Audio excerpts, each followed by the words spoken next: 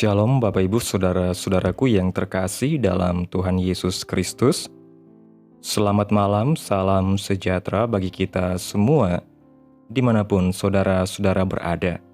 Selamat berjumpa kembali di Renungan Kristen pada malam hari ini. Kiranya kekuatan dan sukacita oleh Roh Kudus melimpah dalam hati dan kehidupan saudara semua, dan semoga saudara semua dalam keadaan sehat selalu.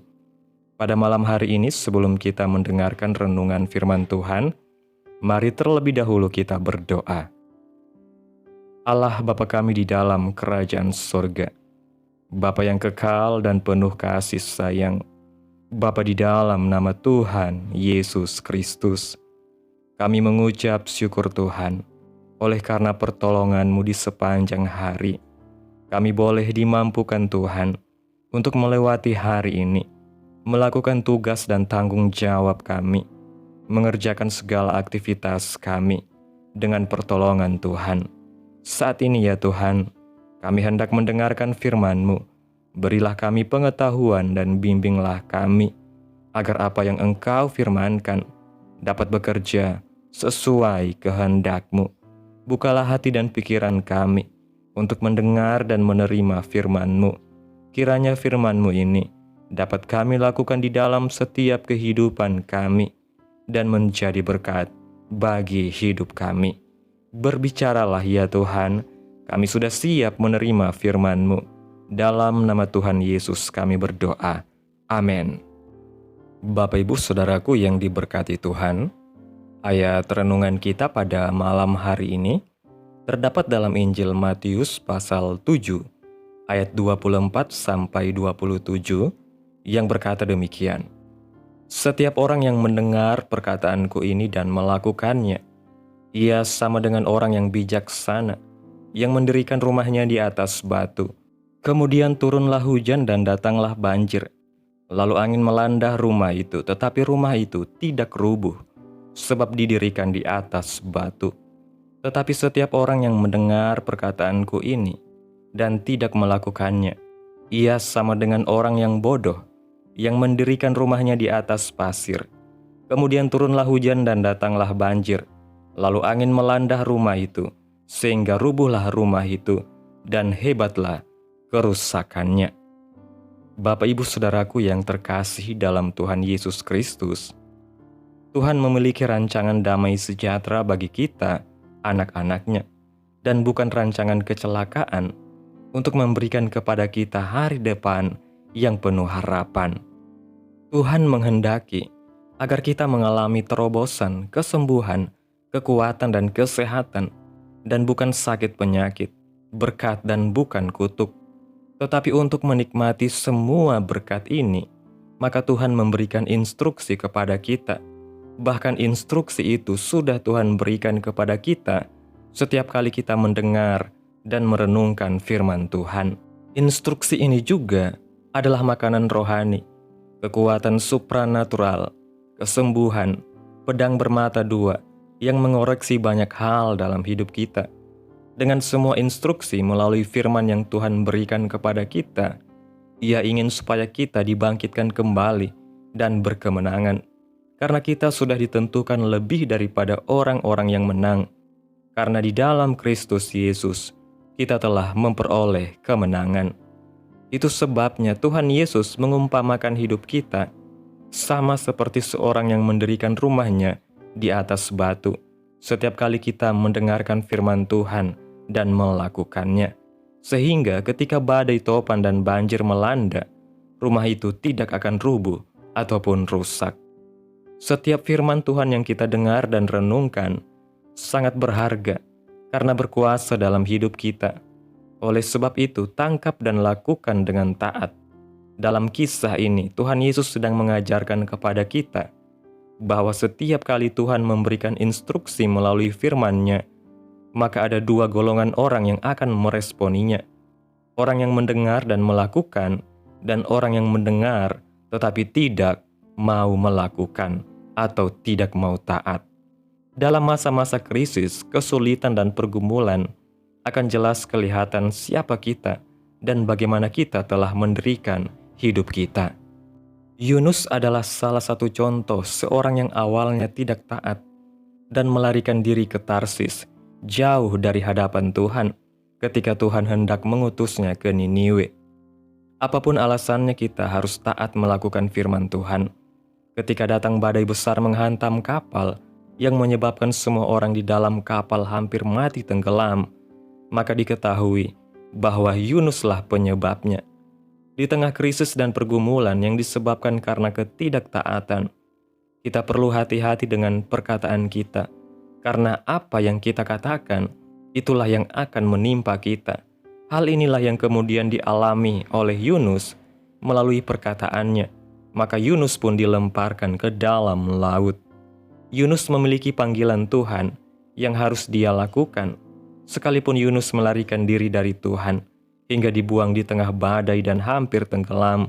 Tetapi Tuhan tetap memelihara Yunus dengan mengirimkan seekor ikan besar untuk menelannya. Itu sebabnya selama 3 hari, Yunus tetap bertahan hidup di dalam perut ikan. Semua itu dialami Yunus karena Tuhan ingin menunjukkan kasih karunia-Nya dalam hidupnya.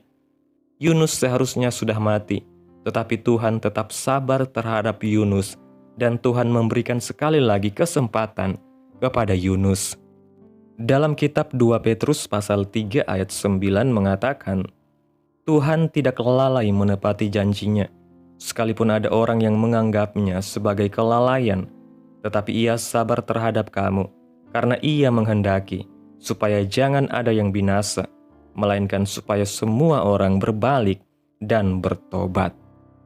Demikian pun dengan hidup kita, apapun krisis, kesulitan dan pergumulan yang kita alami, ingatlah bahwa Tuhan tetap menunjukkan kasih karunia-Nya untuk memelihara dan melindungi kita, karena Tuhan punya maksud dan tujuan bagi kita di dunia ini. Tuhan sangat mengasihi kita dan Ia mau supaya kita menggenapi semua rencana-Nya dalam hidup kita. Itu sebabnya jika Tuhan memberikan kita kesempatan untuk hidup, maka kita harus bertobat dan kembali kepada Tuhan. Seringkali Tuhan Yesus izinkan kita mengalami krisis dan pergumulan, bahkan ketika kita hidup taat kepada Tuhan dan firman-Nya. Dan hal ini seringkali menjadi pertanyaan bagi anak-anak Tuhan. Jika kita taat tetapi mengalami badai, maka kita harus tetap berkata, haleluya, puji Tuhan. Murid-murid taat melakukan apa yang Tuhan Yesus perintahkan untuk bertolak ke seberang, dan mereka pun mengalami badai dan gelombang. Artinya, sekalipun kita tetap taat kepada Tuhan, kita juga akan mengalami badai dalam hidup kita. Mengikut Tuhan bukan berarti kita akan terlepas dari krisis dan pergumulan. Selama kita masih ada di bumi ini, kita masih akan tetap alami kesulitan. Tetapi justru di saat seperti itulah, kita akan mengalami mujizat dan pertolongan Tuhan yang nyata. Itu sebabnya Tuhan Yesus jelaskan bahwa apabila badai datang melanda rumah itu, rumah yang didirikan di atas batu akan tetap kokoh, dan itulah hidup orang yang mendengar dan melakukan firman Tuhan. Mereka yang akan tetap kuat dan bertahan, dan pada akhirnya menang di tengah krisis. Mengucap syukurlah di dalam segala keadaan, bersukacitalah senantiasa dan tetaplah taat. Dalam kitab Kisah Para Rasul pasal 27 ayat 9 mengatakan, Rasul Paulus mengalami badai, bukan karena ketaatan atau ketidaktaatannya, tetapi karena orang lain. Padahal Rasul Paulus sudah menyampaikan peringatan dari Tuhan, tetapi karena dia seorang tahanan, dia tidak punya kuasa apa-apa. Hal ini terjadi ketika Rasul Paulus dan tahanan lainnya hendak dipindahkan ke Roma. Di tengah pelayaran, mereka mengalami badai dan gelombang. Akibat dari peringatan Tuhan diabaikan, maka angin badai melanda mereka sehingga kapal itu terombang-ambing. Jika kita sudah menyampaikan dan memperingatkan, tetapi orang tidak mau mendengar, maka selanjutnya apa yang terjadi menjadi tanggung jawab masing-masing.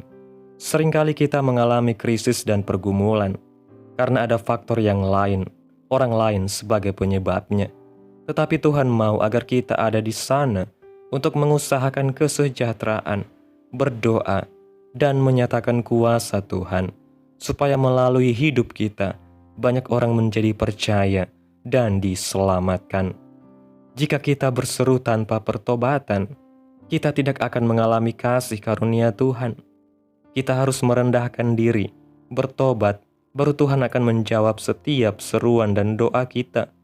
Dalam segala pergumulan, ingatlah selalu kepada Tuhan yang adalah jalan, keselamatan, pengharapan, kehidupan, penolong, pembuat mujizat yang akan bertindak menolong kita apabila kita bertobat dan kembali kepadanya.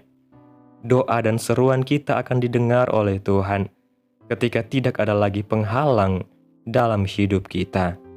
Dalam kitab Yesaya pasal 59 ayat 1 dan 2 mengatakan, "Sesungguhnya tangan Tuhan tidak kurang panjang untuk menyelamatkan, dan pendengarannya tidak kurang tajam untuk mendengar.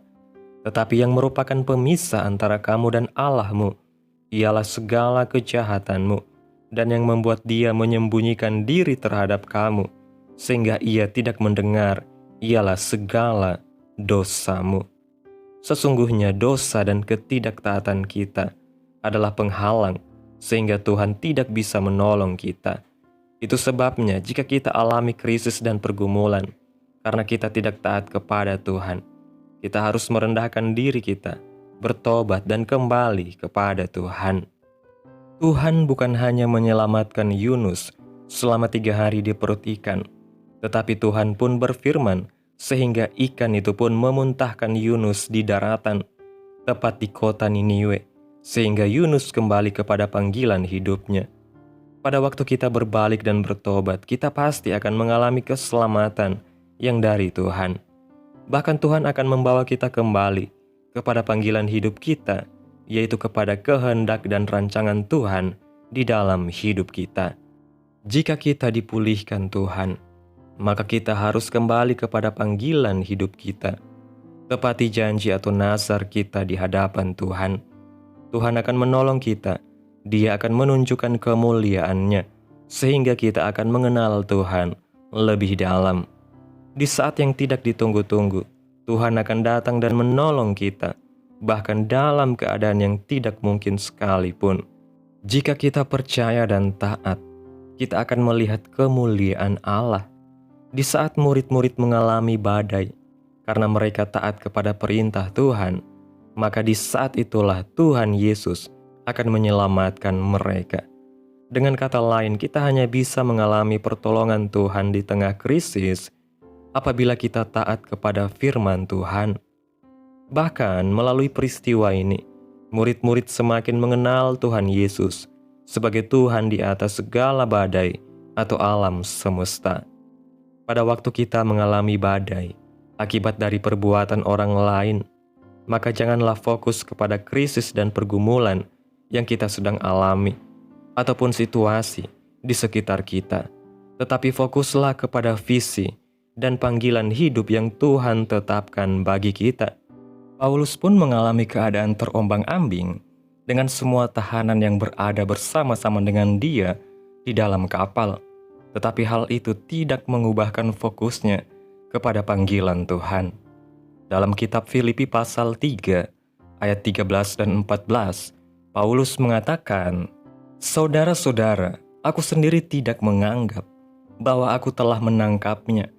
Tetapi ini yang aku lakukan. Aku melupakan apa yang telah di belakangku dan mengarahkan diri kepada apa yang ada di hadapanku, dan berlari-lari kepada tujuan untuk memperoleh hadiah, yaitu panggilan surgawi dari Allah dalam Kristus Yesus." Di tengah-tengah badai dan krisis, kita harus mengejar visi dan panggilan Tuhan. Lupakan semua kesulitan yang kita sudah dan sedang alami, dan arahkan hidup kita untuk mengejar apa yang Tuhan siapkan bagi kita. Tanggalkan semua dosa dan beban yang merintangi kita, dan fokus kepada Tuhan Yesus yang memimpin kita kepada iman dan membawa iman kita kepada kesempurnaan. Ada keadaan yang harus kita lewati, dan terkadang hal itu di luar dari kendali kita, supaya tiba waktunya kebenaran itu dinyatakan. Karena melalui hidup kita, terang akan bersinar di tengah kegelapan. Pada waktu tertentu, orang mungkin tidak percaya dan menolak perkataan kita. Namun ketika krisis, mereka akan berbalik dan datang kepada kita dan mendengar kebenaran, sehingga mereka diselamatkan. Itu sebabnya, jangan kecewa dan tawar hati. Ketika kita ditolak, tetap bangkit dan beritakan dengan lemah lembut, karena Tuhan akan memakai kita untuk menyampaikan kebenaran dan keselamatan bagi banyak orang. Bapak Ibu Saudaraku yang diberkati Tuhan, kesimpulan renungan pada malam hari ini, firman Tuhan dari Injil Matius pasal 7, ayat 24-27 menegaskan pentingnya menjadi pelaku-pelaku firman, bukan hanya menjadi pendengar saja. Hidup yang dibangun di atas ketaatan akan tetap kokoh di tengah badai, karena pondasinya adalah Kristus.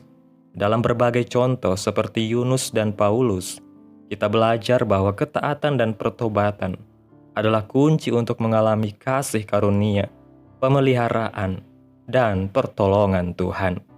Tuhan memanggil kita untuk kembali kepadanya, menggenapi panggilan hidup dan menjadi terang di tengah dunia.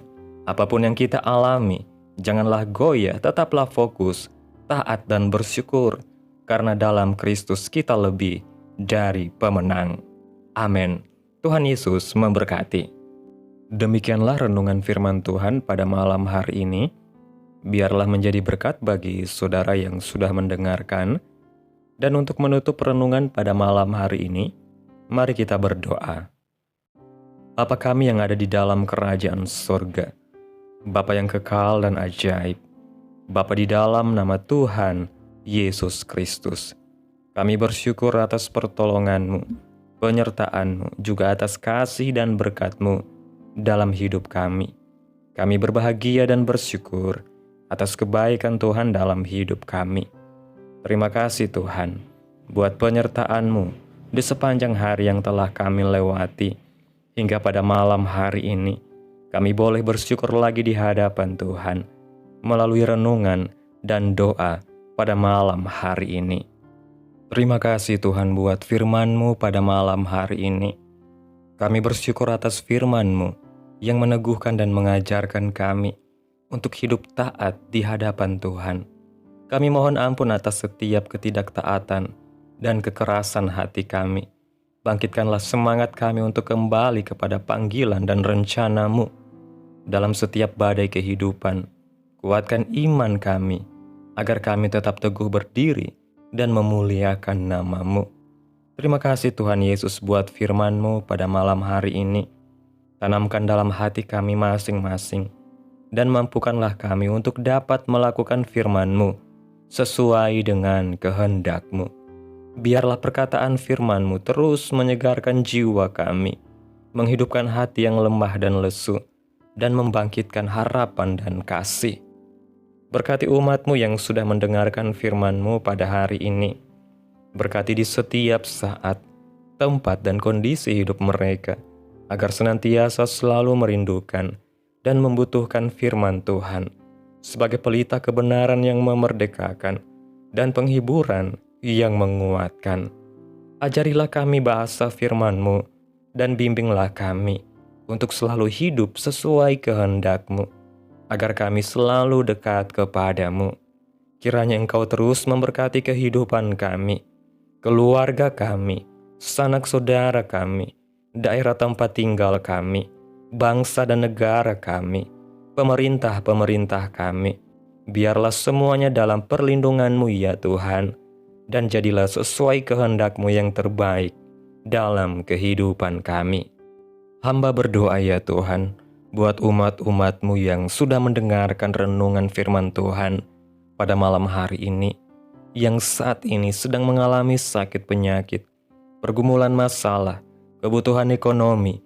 Kiranya Tuhan jamah kehidupan umat-umat-Mu, sembuhkan sakit penyakit mereka, pulihkan keadaan umat-umat-Mu, berkati perekonomian mereka, serta berikan jalan keluar dalam setiap pergumulan masalah yang umat-umat-Mu sedang hadapi. Dan ajar kami ya Tuhan, untuk selalu berharap dan percaya sepenuhnya hanya kepada Tuhan Yesus. Pada malam hari ini ya Tuhan, kami akan beristirahat dalam tidur kami. Tutup bungkus kami oleh kuasa-Mu, hindarkan kami dari segala kecelakaan, mara bahaya, sakit penyakit, orang-orang jahat, kuasa-kuasa kegelapan, iblis, bencana-bencana alam, hal-hal yang tidak kami inginkan. Tuhan singkirkan, Tuhan jauhkan, Tuhan hancurkan, hanya di dalam nama Yesus. Kiranya Engkau sertai dan lindungi kami di sepanjang malam ini, sehingga kami boleh bangun besok pagi dengan tubuh yang sehat, kuat, serta diberkati Tuhan. Terima kasih Tuhan Yesus, inilah yang menjadi doa kami. Mari sama-sama kita berdoa. Bapa kami yang di sorga, dikuduskanlah nama-Mu, datanglah kerajaan-Mu, jadilah kehendak-Mu di bumi seperti di sorga.